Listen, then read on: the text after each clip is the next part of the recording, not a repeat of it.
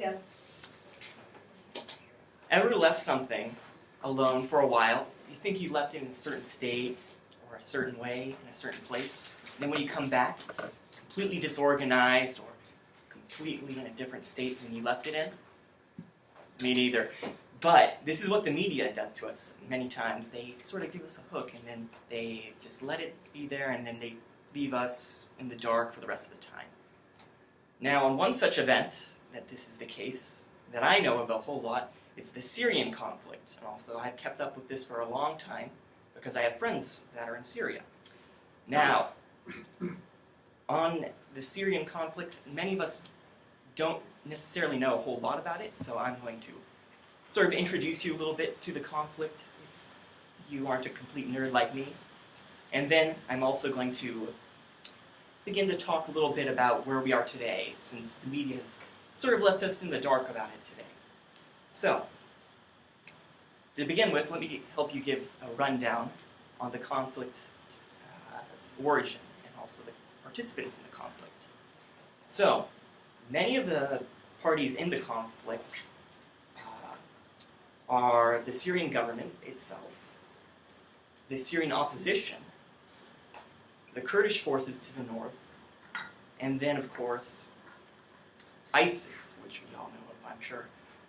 So, the leading up events to the conflict itself aren't as important for me to mention because I could ramble on about it forever. But what we need to know is that since we all, I'm assuming, have heard of the rise of ISIS, and also then another event that we all probably heard about was the Russian intervention into Syria. And these two events are very memorable, at least to me, and also I hope that we've all sort of heard about those as well. But those are the two main things that we sort of need to know about, that ISIS rose out of this conflict, and also that Russia then intervened on behalf of Syria.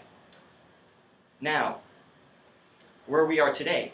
So, since then, there's been the Syrian government has gone on an offensive, starting in 2015. And also, they're able to retake much of their land from the opposition forces.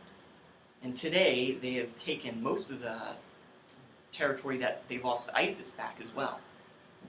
Now, at the same time, the Kurdish forces to the north have also gone on an offensive and have been able to retake many of the land back from ISIS itself. This has left ISIS with only 3 small pockets in which they're left in, and the Russian government, in fact, has declared that they're no longer a threat.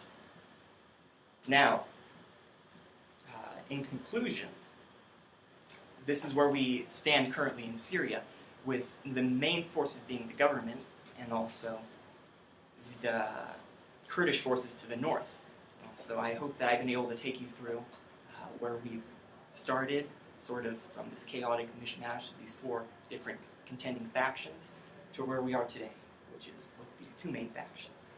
Also, it's important that we know these types of things, because so that we don't allow ourselves to be sort of looked and baited by the media or sensationalized